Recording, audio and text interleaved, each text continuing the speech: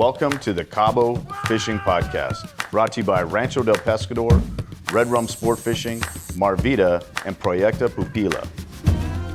Since I was a little kid, the dream of catching a marlin has always been there. We've talked about, the influences of a Hemingway and all these things. My very first striped marlin was a tiny little baby that still had a milk mustache. I caught it, with Red Rum Sport Fishing probably 10 years ago in Cabo San Lucas, and its mom was outside the boat, screaming at us. Not really, but that's how I felt. The fish was so small. And it took me a couple years to actually get what I considered a reputable example of the species. I felt the same way about blue marlin. I've been on the boats where lots of blue marlin have been caught. I haven't done it. I've been handed the rod and unsuccessfully fought them, had them break off. And so I've had this hanging over me that I got to get my own blue marlin from start to finish. It happened on our way up to the East Cape earlier this year. Super excited. We're going to the Bisbee East Cape tournament, and on our way up pre-fishing in the area, a blue marlin came into the spread, and we were able to identify it as a blue, presented a bait fish to it. It took the bait fish. I was able to get a secure hookup on it, and then fight it, and fought it for quite a bit of time. But it was a fun fight. Stayed on my feet for most of it, for all of it, and then used a harness near the end as I was starting, my lower back and arms were starting to get fatigued, which was a very good lesson for me. And I just really enjoyed it, and the emotion overtook me, and we were hooting and hollering. There's such an aerial fish. They come out and they give you just an amazing show. In the back of your head, you got House of Pain jump around playing, and it's just so much fun to see them come out of the water, and they're such a majestic big fish. And then to finally get it up along to the side of the boat and to talk to it and just have a nice safe release. Of course we had some fun. I drank a beer while we were doing it because it was hot out and I was trying to stay hydrated. But again, having it up against the boat and being able to just realize from start to finish that was my fish. I loved it, super proud of it, and it went in the fish diary. Ooh, nice. Blue? Yeah, it's a little blue.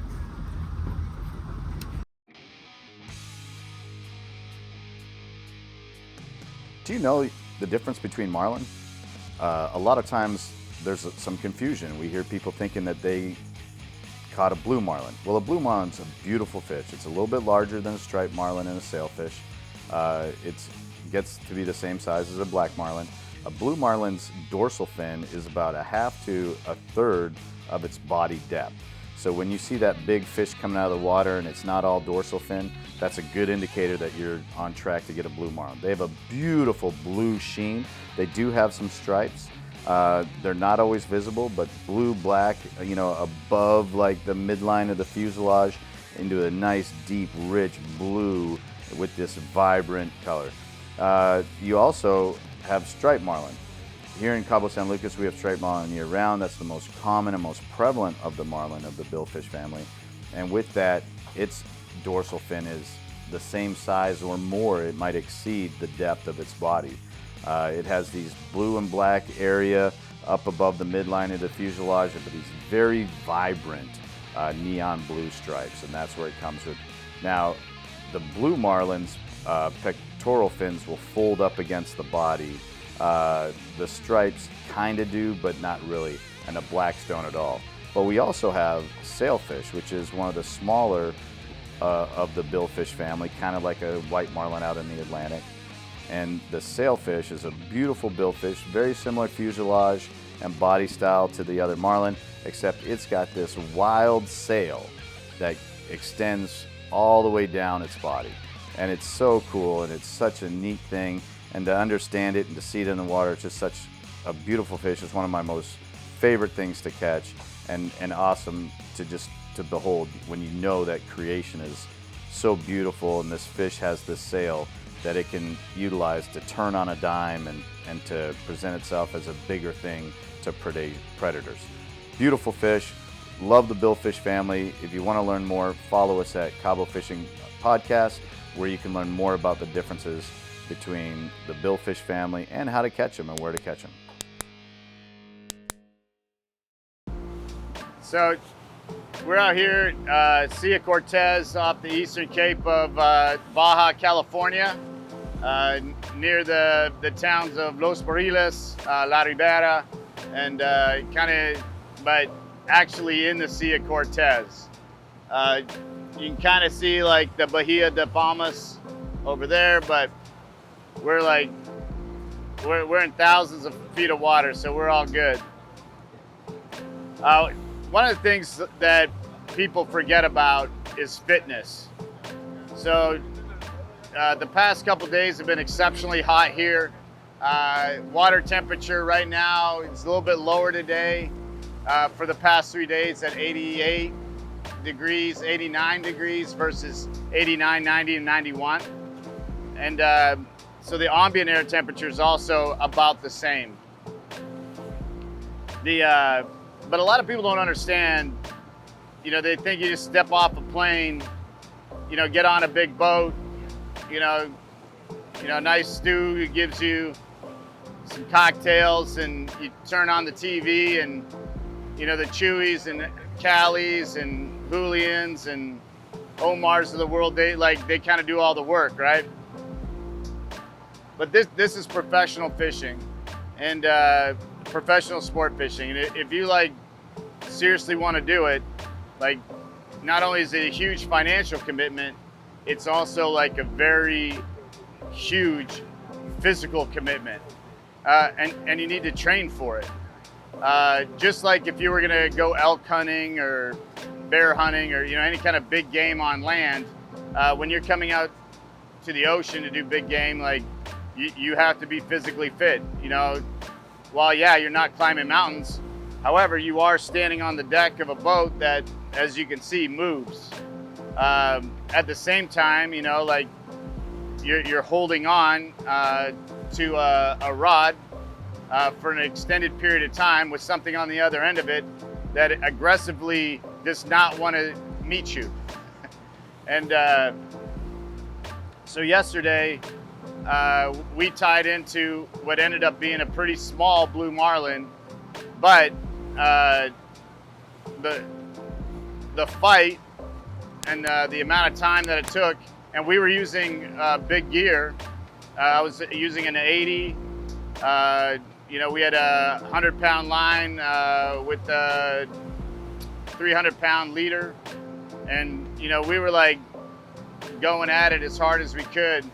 And the fight was about an hour, and so that's an hour that I was in the chair. Now, I typically don't sit in the chair, so being that was a much bigger fish, or so we thought it was a much bigger fish, got in the chair, because we knew we were going to be in for a long fight. But my training and all my practice has been going with standing up and harnesses, and getting my legs and my back and my core in the fight. And so that was a completely different experience, and one I realized I didn't train enough for, I didn't prepare enough for. My grip strength, my muscle groups in my arms and my shoulders, all good. Always can use more, can always be bigger, can always be stronger. But one of the things that made yesterday's fight a little more arduous and uncomfortable was, that I was doing it in a way that I was unprepared for.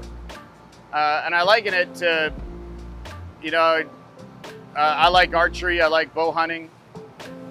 And I would go to the range and I would stand there and I would shoot arrows every day at lunch for months, preparing for archery season. But the first year I did that, I never sat in a chair and did it to simulate being in a stand, being up in a tree. And so while I was comfortable and my targeting was solid, my aim was good, all that, when it came down to it, now you got to throw in adrenaline. You got to throw in environmental factors like heat that you're not used to.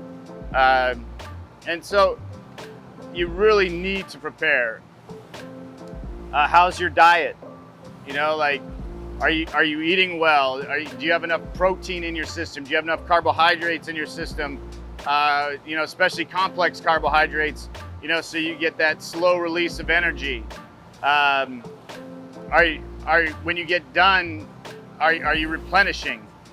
You know, we joke around and we'll have a beer and stuff like that, but like after that, there was no beer drink. We were like drinking water, drinking Gatorade, Alpha Elite Performance, Rally and Recover. We each had one of those, you know, trying to get the electrolytes back into our system. Like, what are you doing like to prepare for this? Now you can just come down on a vacation and do it as well. But if you really want to have like that big fish experience, you got to be ready for that big fish experience. And I encourage you to like think about, you know, the muscle groups that you're going to be working: delts, back, lats, your core. I mean, you can never work your core enough, right? And then you got to think about your grip strength. You know, like one of my hobbies, if you could say I have hobbies if I have time. One of the things I enjoy is like jiu-jitsu. And you know, that requires a lot of grip strength. Fish. Sorry, sorry, we're still fishing. But no, like you got to make sure that you're training for it and be ready. And so like I'm excited to share this journey with everybody and bring you along and I'm going to tell you about all the mistakes I've made and all the lessons I've learned, because like, you know, that's how you get better. And you know, one of the guys I really look up to in fishing, you know, reached out this morning and shared something with me, you know, a word of encouragement, because everyone in the world's watching this tournament, and you know, like your name's up there, and then you know, the fish isn't what you think it is, and you know, you learn a hard, embarrassing lesson. And you know, like, I want to be that guy. I want to be the guy that reaches out to somebody in a few years and says, "Hey man, I learned that lesson. Keep after it. Keep fighting, and get back out on the water and keep fishing." And that's what we're doing right now. We're still strong in the Dorado in the game fish section. We've already hooked up to a couple decent ones this morning, and I absolutely believe that we got a winner on us, or within our reach. So we're gonna get back to it. But think about your fitness. You know, if you're coming down on a family vacation, hey, start working out. Get your wife involved, or if you're a gal, get your husband involved, get your boyfriend involved. You know, like, talk about them beach muscles. Talk about like the, you know, that summer bod, right? Even though you might be coming down in the fall or the winter or the spring or the summer, you know, work on that. You're gonna be out here in the sun, you know, like, always, you know, think about your fitness, think about being healthy. You know, like, one of the biggest changes in my life being down here in Cabo was my diet and treating my body better. And you know, I encourage everyone to do that. We look forward to seeing everyone in Cabo, and we'll talk to you guys soon. Hey everybody, Toby from Red Rum and Marvita here. I got my wife's hero, Zulema Guevara from Rancho San Cristobal, which is where the sea turtles nursery and protection zone is. And so it's like really special. You know, my wife had the day of her life, and we wanted to share with everybody how important it is. Every day we're out there fishing on the water, we're coming across sea turtles. In this area, there's actually 5 different species of sea turtles. 3 nest here, and 2 are like constantly present and living and feeding here. But I'm gonna let Zulema talk about the sea turtles and how important it is, how you can get involved if you come across them on the beach, who you call, stuff like that. So tell us a little bit about the turtles here. Okay, hi, nice to meet you.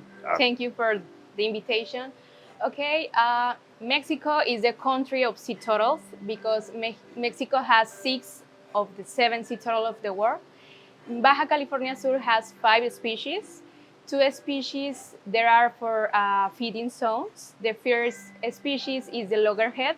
She is really incredible because she has a really big head, because her diet is crabs and lobsters. So she needs, you know, has a really stronger bite.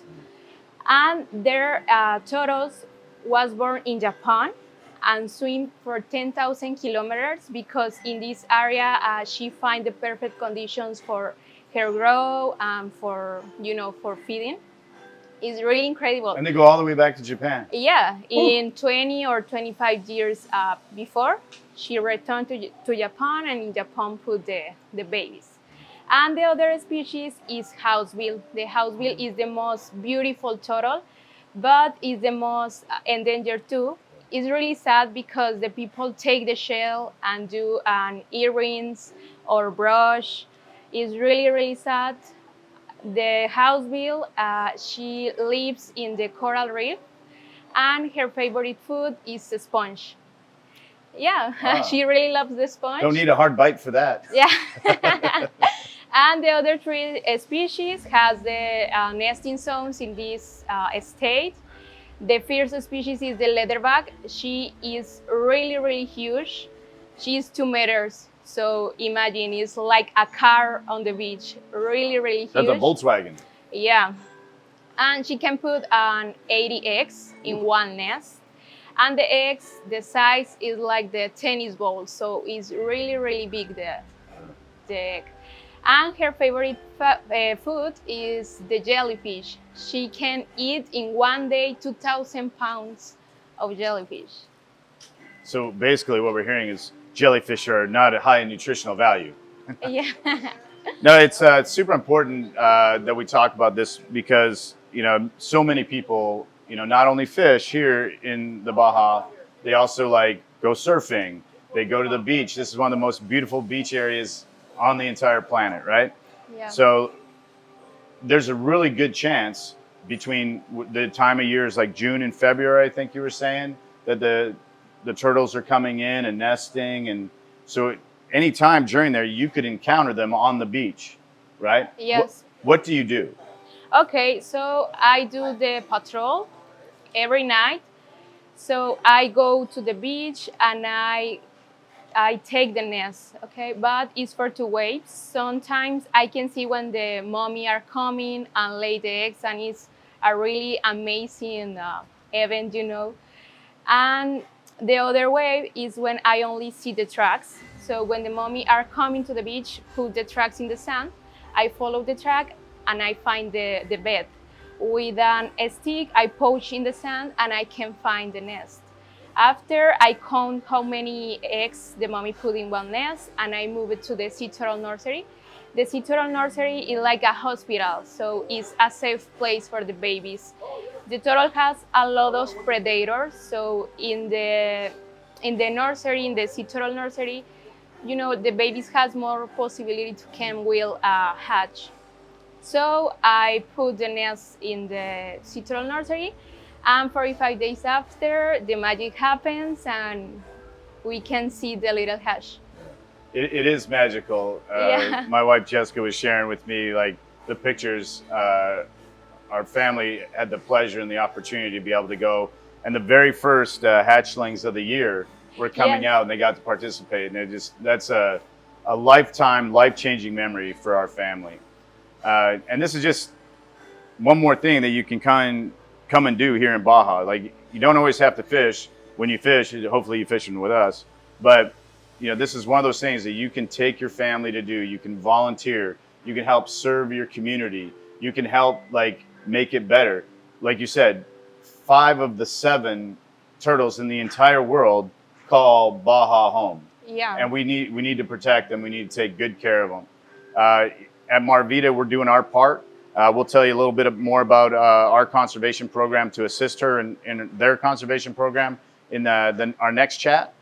But it's super important. That's why we don't drive on the beaches here. That's why, if you see somebody, you call, right? Yeah.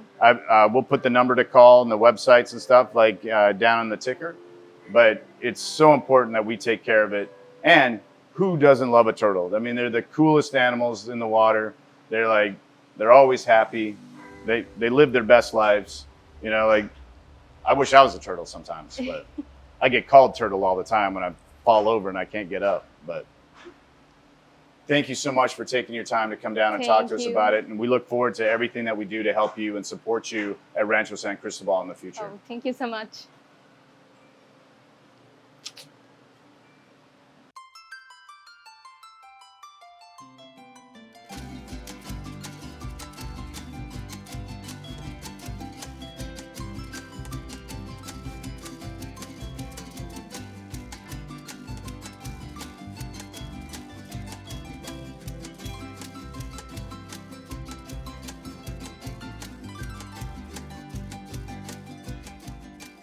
So here we are, you know, a beautiful backdrop of the Cabo Marina IGY side.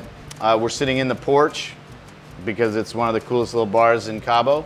I got my good friend David here. Hey, man. And David is with producer Mezcal, and he's going to teach us about Mezcal today, but I'm going to let him do some talking. All right, Xavi, thank you so much. I'm really happy to be here.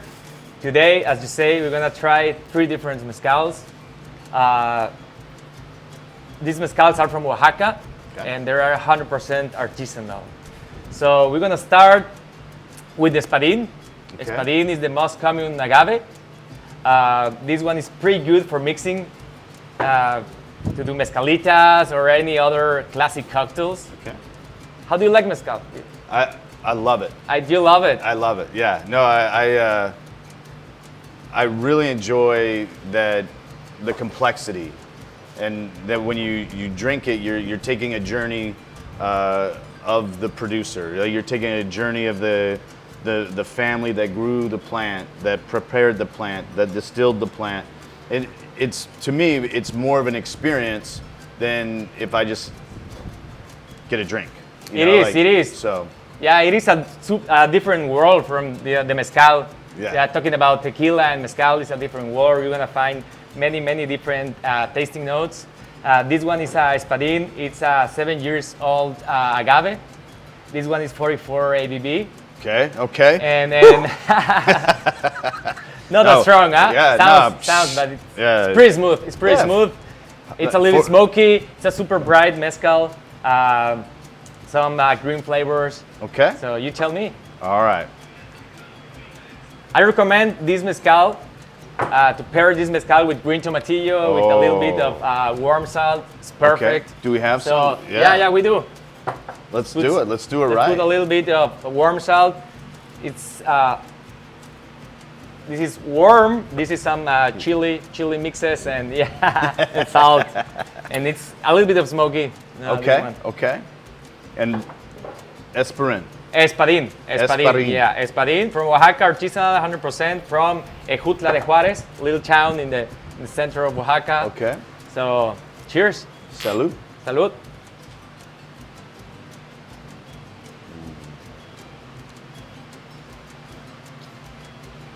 Oh, that's. What do you think? That's nice. It is, no? It doesn't have that. Uh-huh. You know, it goes in Pretty round. and then it bouquets out. Uh-huh. That's really good. And now you cleanse with this. Yeah, a little bit. And then you can do another sip. All right. Tomatillo. This is between, tomatillo is like it's a mix like secret weapon. Yeah, like kiwi and Yeah. green apple, something like that. I like it much better than orange. It's like sour taste. Normally we have orange, right? Which I enjoy immensely. Yeah. That's so. Wow, that's a game changer. Yeah, man. it is, huh? My dude, it's only 44%. We're gonna be here a while.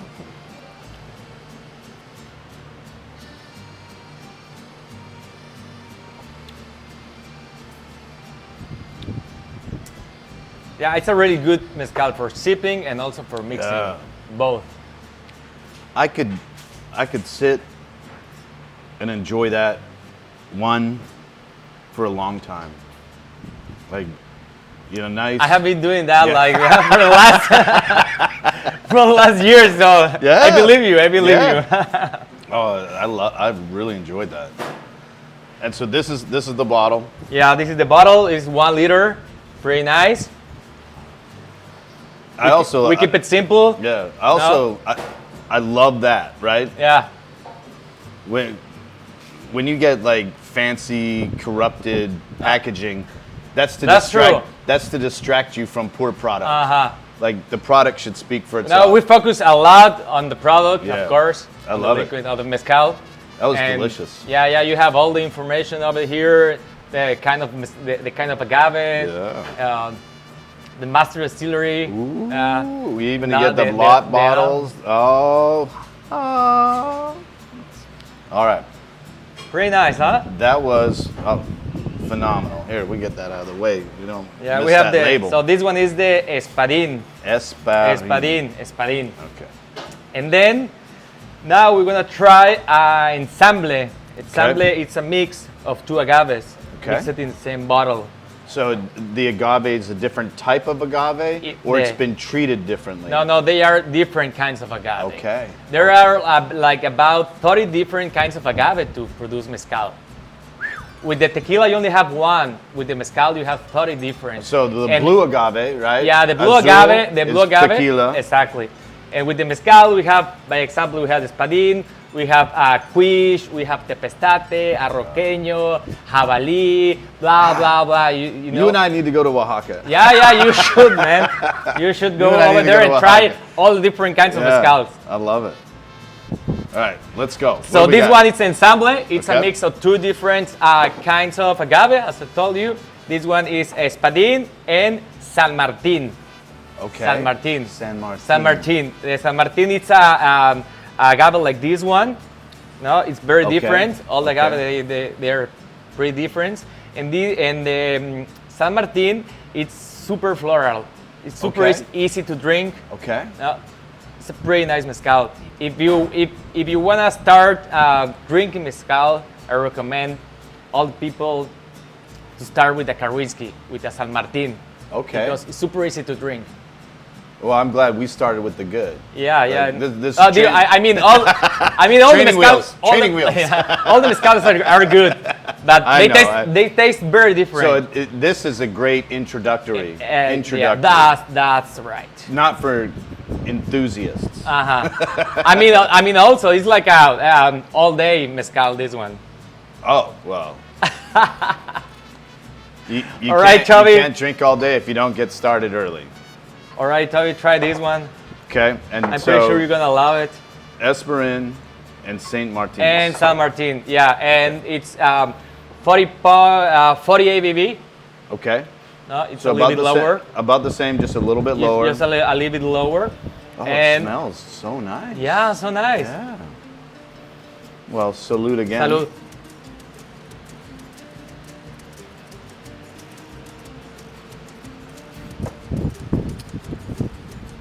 A little bit of spice, like a white pepper. But it just goes so. The texture is pretty Yeah. different. Very That smooth. is so good. This one is so good. Yeah, I know. So, just a side note, we're drinking out of these shot glasses. And one of the reasons we're drinking out of these shot glasses because these shot glasses are made from the recycled bottles from our bar. So like when we That's get so nice. yeah, so here at the porch, our extra or empty liquor bottles, not the extra ones, we drink those. The empty liquor bottles we take here in Cabo to the glass factory, which is only about a mile from here, and they crush it up and then they make out of our like jettisoned or our like basura bottles, right? They make us our glassware. And I love the fact that, you know, when you drink with us, you're drinking something that artisanal, that some Artisanal with artisan and that an artisanal shot. Yeah, that someone's Perfect put match. their time and effort and love into, and that's a big part of us here supporting the Cabo culture and supporting the Cabo, like all of Los Cabos, and you know, like we're here to support the, you know, the community and be part of it. Awesome. Awesome. And I gotta have some more. This is delicious. It is.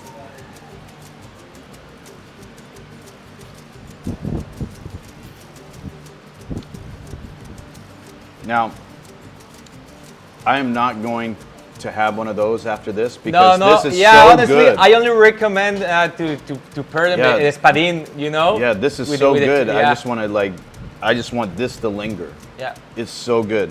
And a little bit, yeah, like you said, a little bit of white pepper. But- White pepper. But not a. You can taste a little bit of the like cooked agave, Yeah. not too much. It's not too smoky. No. No, with the next one. No, it's so yeah, much smooth. people many times they think mezcal always needs to be like super smoky, but that's not true. No, That's no. only some agaves they have that smokiness. That was absolutely delicious. It is, I huh? can see I'm how glad you that's- like it. I'm glad you like it, I can man. see how that's an all day. Yeah, I can see yeah, how that's an all day. I told you, man. And I'm probably gonna get in trouble. All right. All right. So we're gonna try the last one. The last one is tepestate. Okay. Tepestate. This one it's 18 years old agave. 18 18 years old. That's crazy. That's a commitment. Yeah, it by is. the family. Yeah, right? yeah. They need to take care, take care about the agave. Like Yeah. 18 years, they need to go watch the agave, clean all the grass around the agave, all the plants growing. That is a commitment. It is. It is. So we really need to enjoy this kind of mezcales because. So just so we understand and share with everybody, like I'm going to use bourbon as an example, right? Yeah, of course. Bourbon is aged in the barrels, and that's what makes it bourbon. The amount of time that it's aged, and the barrel influences the flavor, right? When we're talking about this being 18 years, we're not talking about being in a barrel for 18 years. We're talking about the plant ground, yeah. being loved and nurtured on the earth, on the planet. Yeah, having the sun every Yeah. day, receiving the sun, having So all like, the. and that's what I mean. It's not just a commitment by having it in some warehouse somewhere. This is in a field, on a plot. Yeah, in the being- wild. This one is in the wild. In Yeah, the it's wild. wild agaves. Yeah. So protected Yeah, for yeah. 18 years. So and now we can have it here in a bottle. It's pretty nice. Yes, huh? we can. Yeah. Yes, we can. I mean, I love tequila and I love other like Mexican spirits. But the tequila, maybe the tequilana, wherever, it only needs to spend like 7 years, 6 years, sometimes 5 years. But this mezcal, this agave, Tepestate, 18 years. That's crazy, huh? Yeah, no, I feel like Honestly, this is one of my favorite kinds of agave. Okay. It smells a lot. You tell me. There's a. Okay. It's like a jalapeno, maybe. I don't know if you can find it. Yeah, there's Yeah, right. A little bit. Yeah, a little spicy, spice, little yeah. spice. But not overpowering. No. Like not when you open other bottles, like sometimes it's almost offensive. Like what you get. That's delightful. Yeah. It smells like when I'm cooking the jalapenos at the barbecue for the poppers. Kind of. I mean, I've been known. Some of Mexico's finest taking good care of us. Hey. They probably want some of this right now. All dressed up and all that. It's hot. I guess so. It's hot. I It remember is those days. I remember those days. But now I'm on this side. Enjoy it. How do I say this? Tepestate. Tepestate. Tepestate. It's a wild agave, 18 years. All of them are artisanal from Oaxaca. Tepestate. Yeah, this one is also, this one is from Tlacolula de Matamoros, a little small town Okay. in the center of Oaxaca. One more clink, because that smells so good. So good. Tepestate. Oh, there's the jalapeno. Right there. Right? Right there. Yeah. Tepestate. Tepestate is crazy. Is it a- Minerals, some minerals you can do Yeah, you is can, it at a- the end. And how do you drink it neat? Neat, always. Neat. Neat and sip by sip. Yeah. Yeah. You never, you never do Yeah. shots like No, you no, know this with the mezcal. Do you You need to respect. Although you know it's about like the a temperature, clean, nice? Oh, it's really good. Yeah, bro. this one for me is like it's a really nice mezcal to have a nice talk. Yeah. You know. Oh. At night, Yeah. something. I can compare this one with a pretty nice whiskey, like you Yeah, know, so, like 18 years so- old whiskey. Kind Yeah. Of. So Canadian by way of America. You know a lot of whiskeys. Yeah, I love whiskey. There might be a It's room in pretty a house it's complex like Yeah. a whiskey, no? called the whiskey room. No, like when I have something like that, a bourbon or a whiskey or a scotch, I just want one, but I want to enjoy it for a long period of time. Yeah. Like, you know, there's Yeah, I some got things you. you drink. There's some things you drink. There's some whiskeys that you drink, some blended whiskeys.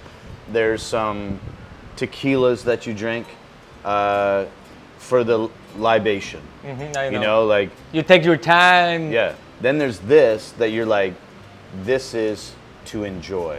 This is to take in, to savor. And this is. I agree with you. This I'm is agree with you. savory. This is savory. Yeah, it is. Oh, This one.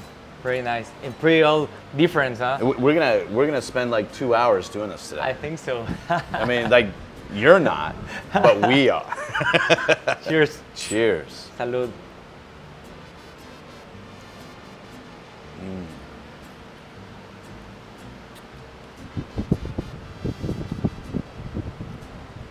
What a job. The ambassador of the most delicious mezcal. Of the mezcal. Yeah. Yeah, I love it. I love it. I love to share, these super nice mezcals. So, like, With as every- we're the ambassadors to sport fishing, you're the ambassador to libations. You're on the dream team. Yeah. Dream team. I We're know. doing it. We're doing it. Yeah.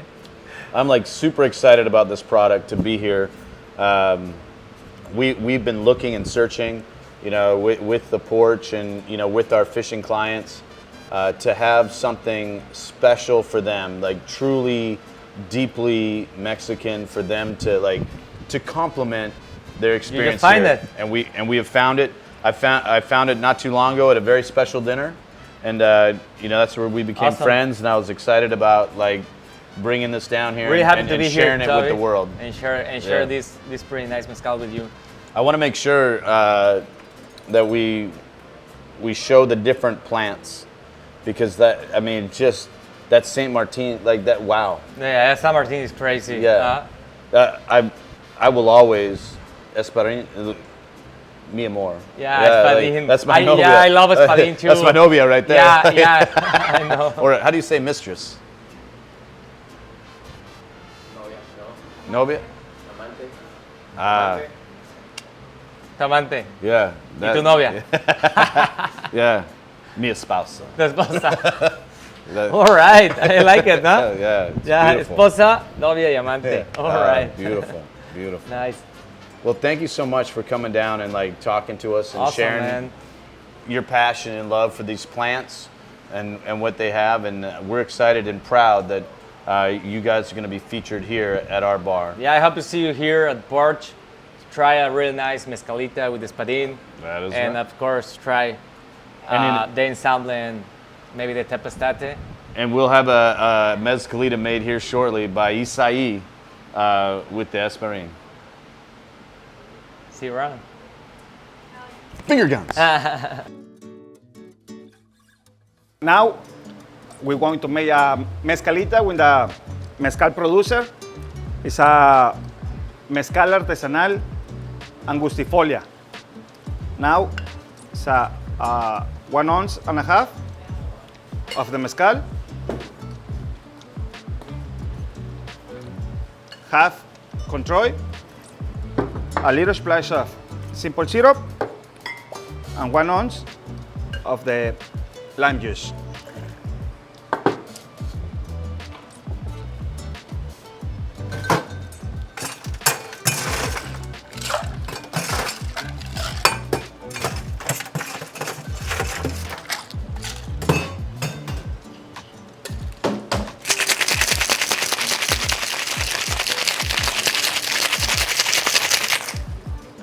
Very good, guys. Now we put that little salt on the ring and serve.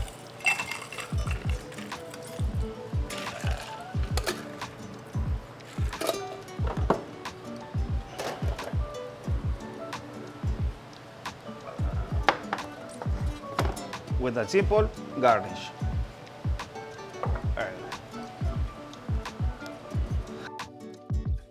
All right, guys, and the next one is another classic mezcalita, hibiscus mezcalita.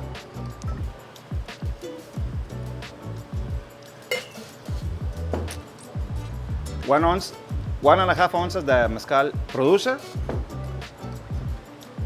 a half a control, simple syrup, half ounce lime juice, and 1.5 hibiscus, and a little half ounce orange juice. Right.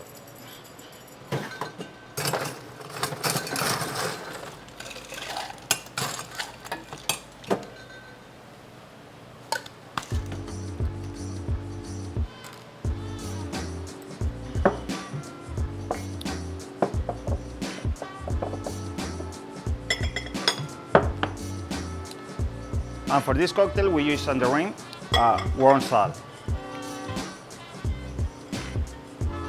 Very good. Take it, baby, take it.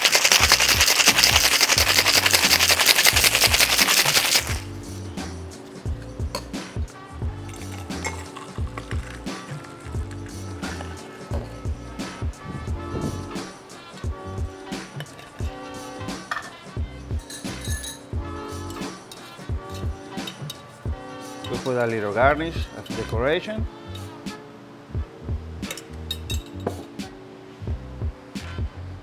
On the line. Very good, guys. Enjoy.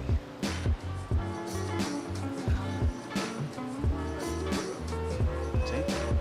All right, guys. And the next one is a special cocktail from the house. This is a mezcal producer. We use a guava and a strawberry. I'm going to make it.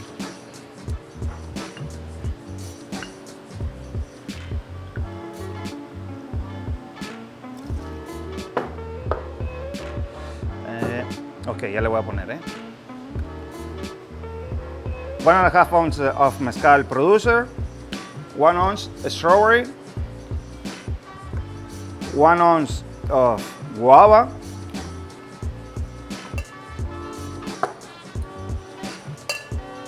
half control, half ounce of lime juice,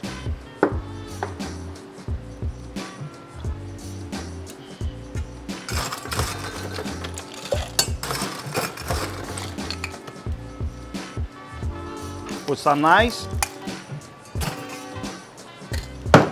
and shake it, baby.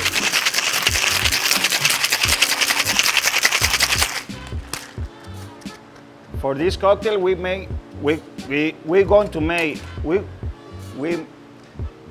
to put some tahini.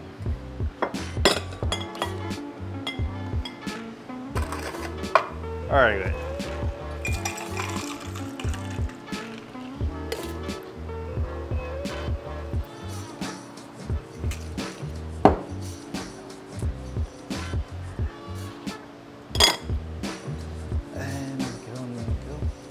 Tiempo.